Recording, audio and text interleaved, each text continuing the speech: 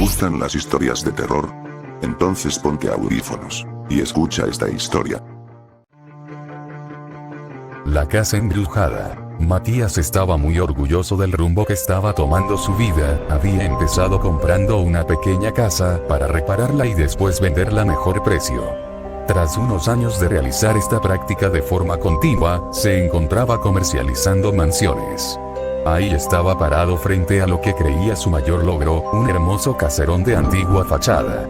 Estaba esperando por su cliente, mientras admiraba los hermosos ventanales, y observó algo moverse en el interior.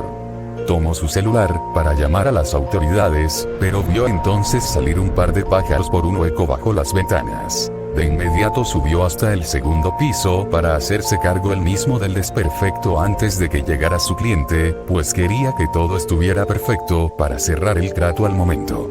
Al abrir la puerta de la habitación en cuestión, sintió un viento frío que lo hizo tiritar. Pero de igual manera lo relacionó con el agujero en la pared. Al avanzar un par de pasos más, notó que el hoyo no cruzaba hasta el interior, solo se encontraba por fuera y el viento era demasiado violento para provenir de alguna filtración. Quiso entonces salir, pero se llevó un gran susto, pues la puerta se cerró súbitamente casi en sus narices. El golpe fue tan fuerte que no pudo abrirla. Tras varios intentos empezó a agitarse, porque sentía en su espalda un gran escalofrío, y mucho más intenso fue al escuchar que alguien se quejaba dentro de la habitación. No sabía si voltear o tirar la puerta, pero ninguna de esas opciones valió, cuando escuchó hundirse la madera tras él y una voz cavernosa pronunció su nombre. Se le fue toda la fuerza del cuerpo, y cayó al suelo tan diluido como si no tuviese un solo hueso en el cuerpo, como si fuera tan solo un pedazo de gelatina, temblando igual que ella.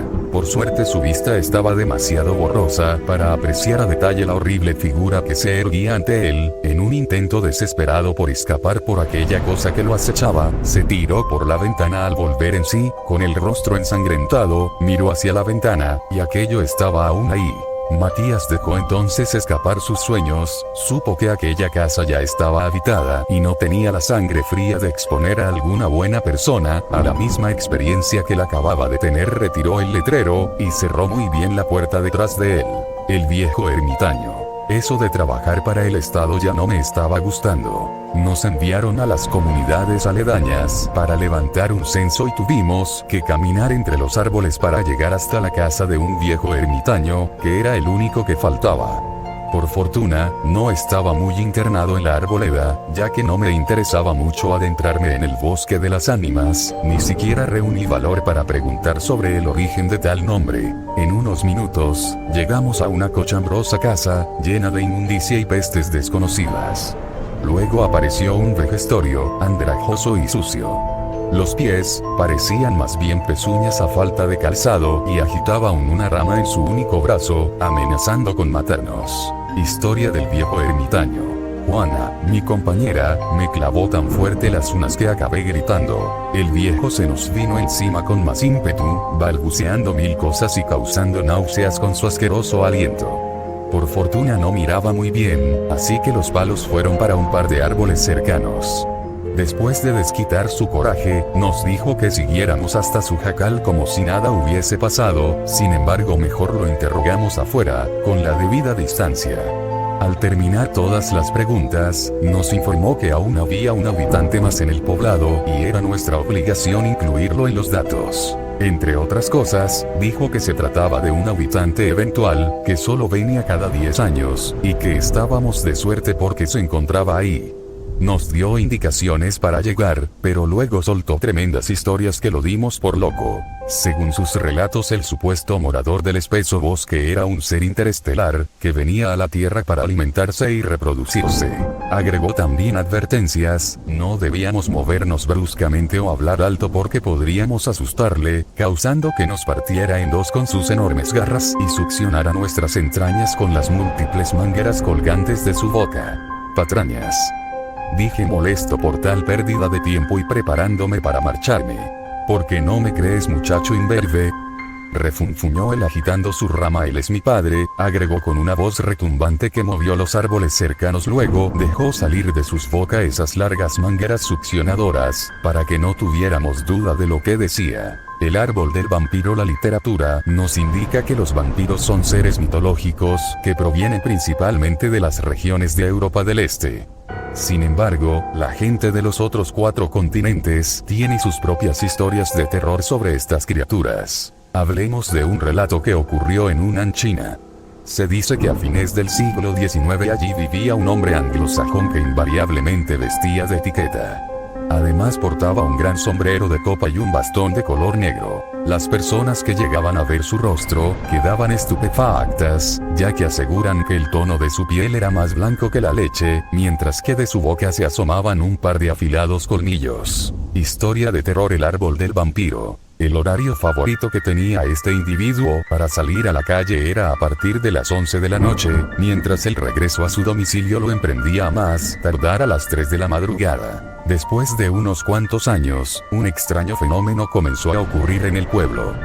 Varios animales de granja comenzaron a desaparecer, solo para encontrar sus cadáveres a los pocos días completamente desangrados, descansando a la orilla del lago. ¿Qué clase de criatura infernal podrá querer la sangre de nuestras bestias?, se preguntaban los granjeros. A partir de ese momento, varios de ellos montaron guardias nocturnas con el fin de descubrir al ladrón.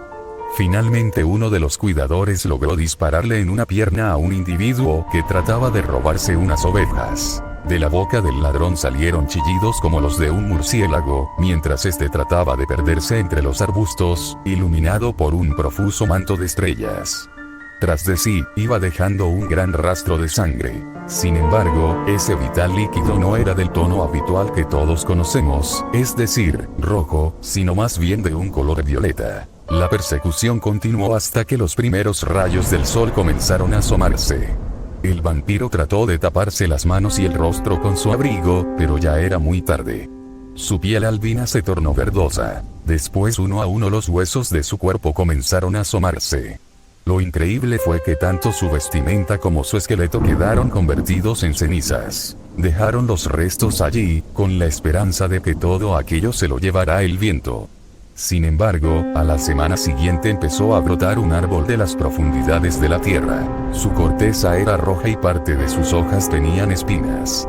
Unas personas trataron de derribarlo, pero dejaban atrás sus intentos al percatarse de que al darle hachazos al tronco, brotaba sangre. Otros más rodearon el tronco del árbol con una capa de un grueso concreto y en la parte encima colocaron un techo de lámina para evitar que el agua de lluvia lo pudiera alimentar. No obstante, el árbol continúa creciendo con normalidad hasta la fecha. Las leyendas de terror de Oriente expresan que si esto llega a suceder, probablemente se trate del alma del vampiro que poco a poco se está regenerando y al mismo tiempo esperando el momento exacto para emerger de nuevo a la superficie con amplia sed de venganza. Camino peligroso. Por más que me negué a presentarme en la tercera boda de la tía Edith, al final, no tuve más que aceptar.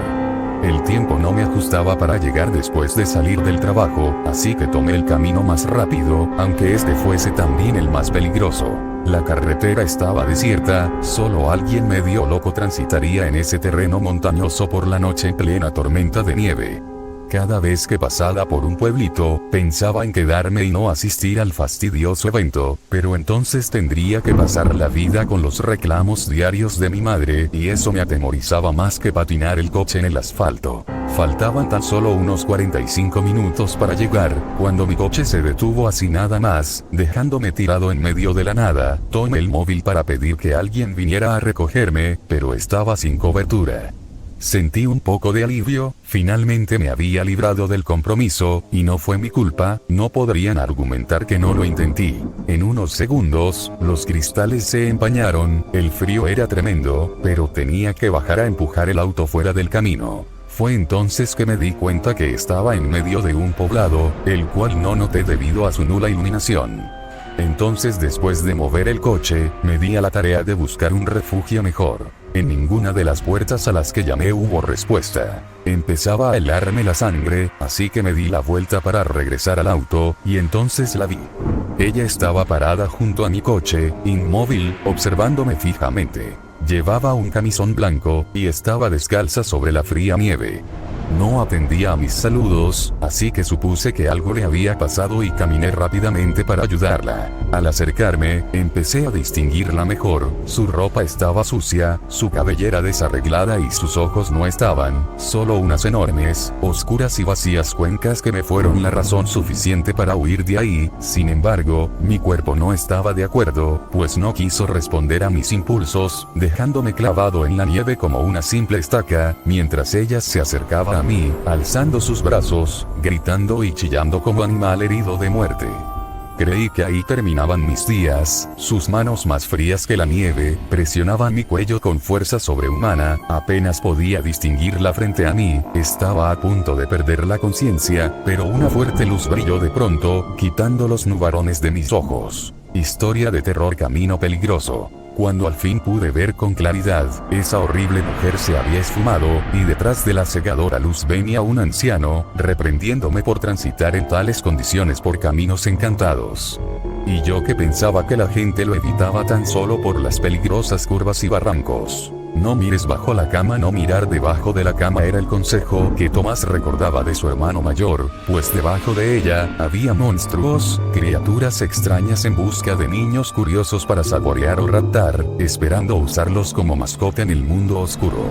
Con una advertencia así, se mantenía a raya, y por supuesto muy asustado. Pedía que lo acompañaran hasta el pie del mueble, o pasaba corriendo, saltando desde lo más lejos posible, tratando así de evitar que algo le tomara de los pies. Historia de terror, no mires bajo la cama. Una noche, sin querer, de tanto moverse, la manta se corrió un poco, y sintió el frío. Quiso jalarla, pero al parecer estaba atorada con algo. En el segundo intento puso tanta fuerza, que pegado a la cobija, vino también aquello que la detenía. Se trataba de una mujercita graciosa, con apariencia de anciana en miniatura. Esta señora le daba golpes al niño para que soltara la manta, pero lejos de herirlo, le causaban cosquillas, ya que lo hacía con una diminuta rama que le servía de bastón. Después de un rato de forcejeos, llegaron a un acuerdo. Tomás se dio la frazada y la viejecilla se fue contenta por debajo de la cama. La mañana siguiente, el niño empezó a dejar objetos y comida debajo del mueble, para cuando veía de nuevo, ya no estaba ahí lo que había puesto, pero días después, cuando miraba, tenía un objeto, alguna extraña manualidad que el chiquillo conservaba con gusto. Se podía decir que se hicieron amigos, y por las noches, la viejecilla subía a arroparlo. Cuando el hermano mayor se dio cuenta del ritual del niño, quería ver qué había debajo de la cama, así que levantó la sábana, y ahí estaba. Esa horrible cosa llena de dientes, con cientos de tentáculos que se movían intentando atraparlo, se saboreaba desde la distancia. El chico intentó correr, pero el monstruo ya lo tenía atrapado, jalándolo hacia el mundo oscuro. Jamás he creído que los monstruos vivan debajo de la cama, y ahora mucho menos. Debajo de la cama solo te espera lo que mereces, por eso debes ser bueno. Si te gustó el video, puedes darle a like. Te deseo que no duermas esta noche.